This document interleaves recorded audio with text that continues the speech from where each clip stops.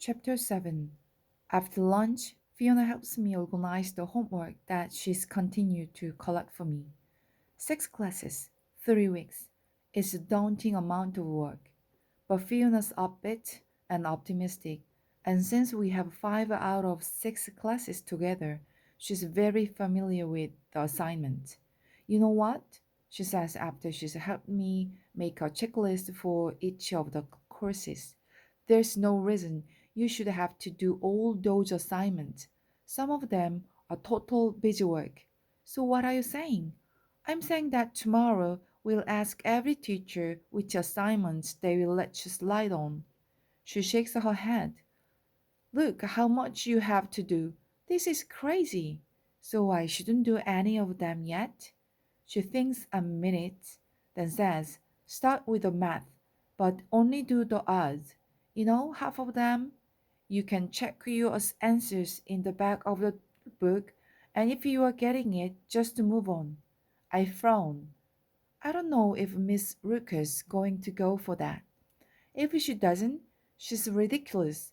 Tell her to lose a leg and come back with all her homework done. Mom comes into the family room. Who are we discussing? Fiona and I exchange glances. Miss Rooker, Fiona grumbles. She's such a machine. That's your math teacher, right? Mom's trying to be casual, but she's beside herself that I'm organized my schoolwork. She's had several conversations with my counselor about me making up work and returning to school, but I've been a complete brick wall about it. Is there anything I can do to help? She asks brightly. I shake my head. I think we've got things under control. How about some drinks and then apple juice, water, soda, Gatorade? Apple juice, Fiona and I say together. And when Mom leaves, Fiona puts aside my newly organized binder and sets me up with paper, pencil, and my math book. You want to get going on that while I park right here and do my homework. Yes, Mom, I say with a laugh because it's obvious she's not going to take no for an answer. We work delightfully and I make good progress, especially with Fiona tutoring me through the math problems. And even though I'm having no trouble concentrating, I'm surprised to catch Fiona spacing out a couple of times.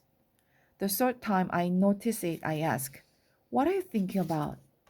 She says, huh? Then flutters off some answer that makes very little sense. What? Just then Mom comes into the room and asks Fiona to stay for dinner, but Fiona says, I can't. I've got to get home. Tons to do. I want to ask, like what? But in the back of my own mind, I'm getting the picture. Fiona's planning cupcakes and steamers and banners, loudspeaker announcements and music. She's planning my return to school. In a flash, Fiona has packed up and is whirlwinding out of the room. I will be there here a little after 7 tomorrow morning, she says, pointing at me. Be ready. Then she darts from the room. Mom chases after her and catches her out on the walkway, and now it's my turn to watch through the window.